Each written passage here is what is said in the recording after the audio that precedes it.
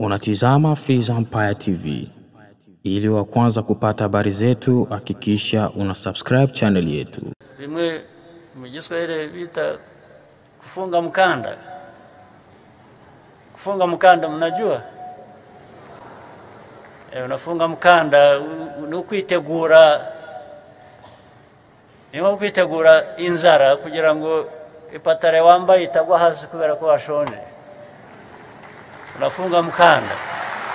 Sio kufunga mkanda peke yake,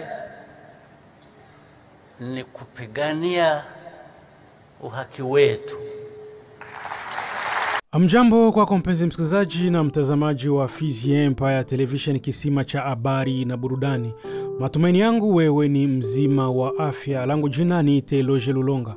Basi ikiwa ndo mara kwanza unatizama channel yetu, nakuomba kufanya kitu kimoja tu: kusubscribe, kulike, comment na kushare.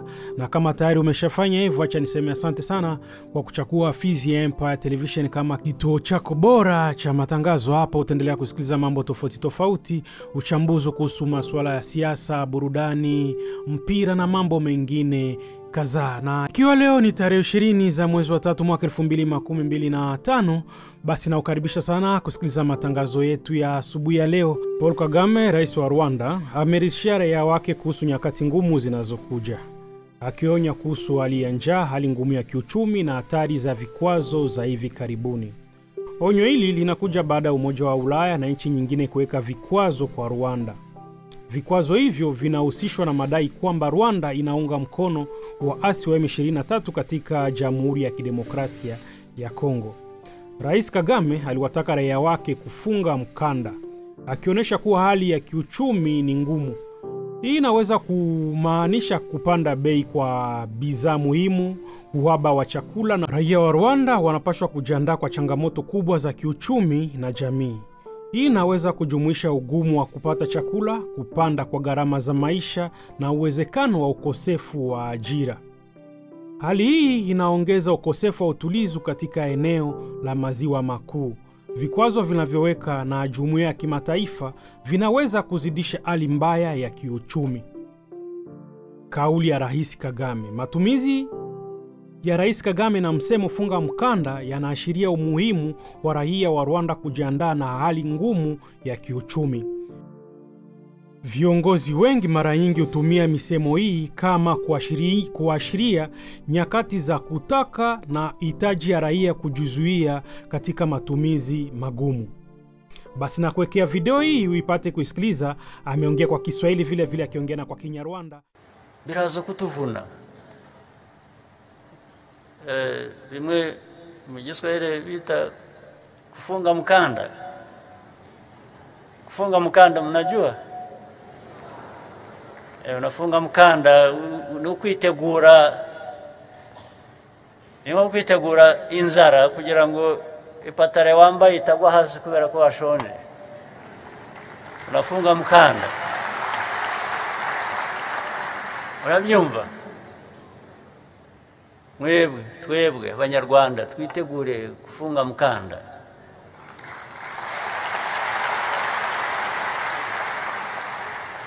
Sio kufunga mkanda peke yake,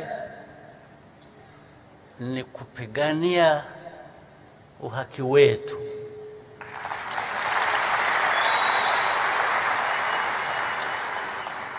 Lazima tupiganie uhaki wetu.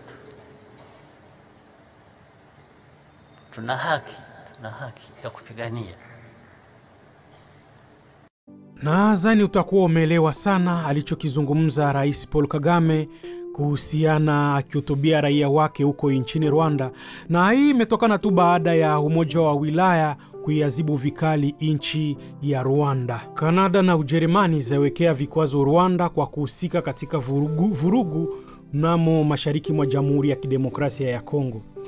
Kanada na Ujerumani ziliwekea Rwanda vikwazo mnamo tarehe 3 Machi kwa kuhusika kwake katika kuvunja amani katika eneo la mashariki mwa Jamhuri ya Demokrasia ya Kongo.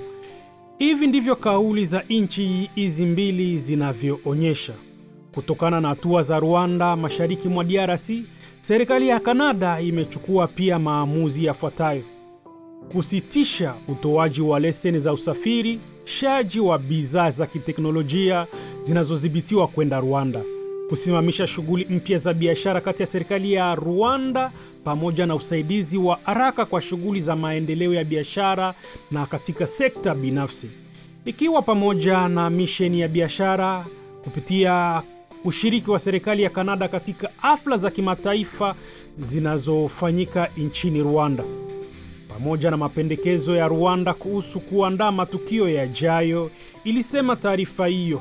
Swala ya kimataifa, Kanada pia ilimuita kamishna mkuu wa Rwanda nchini Kanada kuwasilisha msimamo wa Kanada kuhusu ukiukwaji wa wazi wa Rwanda wa uhuru wa uzalifu wa eneo la Jamhuri ya Kidemokrasia ya Kongo na kuifahamisha Rwanda kuhusu hatua hizi. Hali ya kibinadamu mashariki mwa Jamhuri ya Kidemokrasia ya Kongo imefikia kiwango muhimu na Kanada inaasilia kujitolea ili kuhakikisha kuwa walio hatarini zaidi wanapata usaidizi na kuokoa maisha.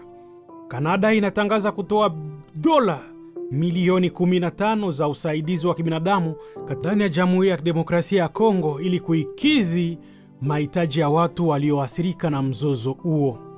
Kanada ililaani ukatili ulioenea mashariki mwa Jamhuri ya Kidemokrasia ya Kongo, ikiwa ni pamoja na madai ya mashambulizi ya kinyume cha sheria dhidi ya raia, wakimbizi wa ndani, wahusika wa masuala ya kibinadamu na walinda amani kutoka Umoja wa Mataifa UN, na pamoja na mauaji ya utekaji nyara. Tuna wasiwasi hasa na ripoti za unyanyasaji wa kijinsia dhidi ya wanawake na wasichana katika mgogoro. Vitendo hivi ni vya kuchukiza na ni vya kinyume na wajibu unaotokana na sheria za kimataifa na haki za binadamu na sheria za kimataifa za kibinadamu. Kanada iliendelea kuunga mkono mahakama ya kimataifa ya uhalifu na inatambua umuhimu wake katika kutoa haki na fidia kwa waathiriwa, ikiwa ni pamoja na katika uchunguzi wake mashariki mwa Jamhuri ya Kidemokrasia ya Kongo. Na labda vile tukueleze vikwazo pia vya Ujerumani zaidi ya Rwanda.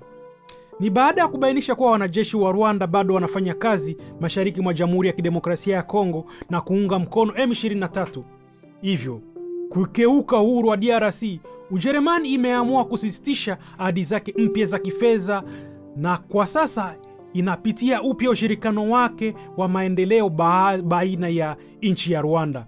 Ilitangaza akaunti ya Twitter ambao ni X kwa sasa ya Wizara wa Mambo ya Nje ya Ujerumani. Hasa Ujerumani inasisitisha ahadi mpya za kifedha na ushirikiano wa serikali na Rwanda katika eneo la ushirikiano wa maendeleo. Muda mfupi kabla, Wizara wa Mambo ya Nje wa Ujerumani ilimuita balozi wa Rwanda aliyeizimishwa nchini Umarekani ili kumuuliza atoe maelezo kuhusu uungaji mkono wa nchi hiyo kwa waasi wa M23. Kundi la mawasiliano la kimataifa kanda ya maziwa makuu linalomuhusisha wawakilishi wa Ujerumani, Ubelgiji, Denmark, Marekani, Ufaransa, Uholanzi, Uingereza, Uswidi, Uswizi na Umoja wa Ulaya hivi majuzi lilieleza wasiwasi wake mkubwa kuhusu hali ya mashariki mwa Jamhuri ya Kidemokrasia ya Kongo. Kundi hilo limelahani vikali kuendelea kwa mashambulizi ya muungano wa M23 pamoja na FC na jeshi la ulinzi wa Rwanda kumrazi RDF katika Kivu Kaskazini na Kusini, pamoja na kutekwa kwa hivi karibuni uwanja wa ndege wa Kavumu na mji wa Bukavu. Kama unavyoendelea kusikiliza mpenzi na mtazamaji wa Fizi Empire Television, kisima cha habari na burudani, hivi vilikuwa vikwazo vya Kanada, Ujerumani ambavyo vimeweka dhidi ya Rwanda pamoja na umoja wa mataifa ya Ulaya, wanasema kwa Kifaransa Union Européenne. Kwa wiki kadhaa, shinikizo la kidiplomasia kwa Rwanda limeendelea kuongezeka. Mashirika kadhaa ya kimataifa yamewekwa vikwazo dhidi ya Rwanda na utawala wa Kigali unaoshutumiwa kwa jukumu muhimu katika mzozo wa usalama mashariki mwa Jamhuri ya Kidemokrasia ya Kongo. Vikwazo dhidi ya Rwanda vinaathiri maeneo kadhaa kisiasa, kiuchumi na kiutamaduni. Baraza la Usalama la Umoja wa Mataifa lilikuwa la kwanza kuongoza njia ya kupatanisha kauli moja la azimio nambari 2773 kwa Kifaransa 2773. Maandishi haya yanawalahani vikali sana waasi wa M23 ambao wanadaiwa kuungwa mkono na jeshi la Rwanda, na inadhibitisha kujitolewa kwa Umoja wa Mataifa kutetea mamlaka ya uzilifu wa eneo la Jamhuri ya Kidemokrasia ya Kongo. Kufuatilia hali hiyo, Marekani ilitangaza vikwazo vilivyowekwa dhidi ya James Kabarebe, jenerali mstaafu wa Rwanda na waziri wa sasa wa nchi anayeshughulika na ushirikiano wa kikanda, pamoja na Lawrence Kanyuka, msemaji wa kiraia wa M23. Belgium, ambao ni Bruxelles, imesistisha ushirikiano wake wa kijeshi na Kigali kutokana na kuhusika katika mzozo wa mashariki mwa Jamhuri ya Kidemokrasia ya Kongo, kususia Kinshasa.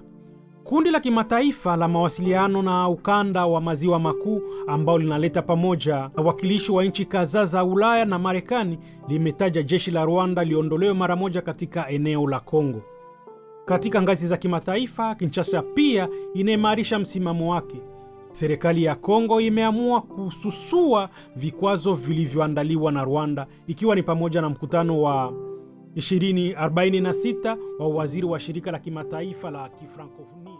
Nadhani mpenzi msikilizaji na mtazamaji wa Fizi Empire ambao endelea kutufuatilia muda hii, umeelewa vya kutosha vikwazo ambavyo Rwanda imewekewa na baadhi ya nchi, vile vile na Umoja wa Kimataifa, na kutokana na hali hiyo imeleta wasiwasi mkubwa sana nchini Rwanda, na imesababisha mpaka Rais Paul Kagame kuwaomba raia wake katika kipindi hiki kufunga mkanda, kwa sababu hali ni ngumu sana, hasa sana kwenye upande wa kiuchumi, kwa sababu nchi nyingi zilikuwa zikitoa msaada kwa Rwanda na zimekata msaada wake kwa Rwanda. Na mimi langu jina wananita Eloge Lulonga, na hii ni Fizi Empire Television. Basi kama ndo mara kwanza ulikuwa unatizama au kusikiliza channel yetu kupitia mtandao wa YouTube, basi nakuomba kufanya kitu kimoja tu: kusubscribe, kushare, kulike na kucomment. Na kama tayari umeshafanya hivyo, acha niseme asante sana kwa kuchagua Fizi Empire Television kama kituo bora cha matangazo. Unatizama Fizi Empire TV. Ili wa kwanza kupata habari zetu, hakikisha una subscribe channel yetu.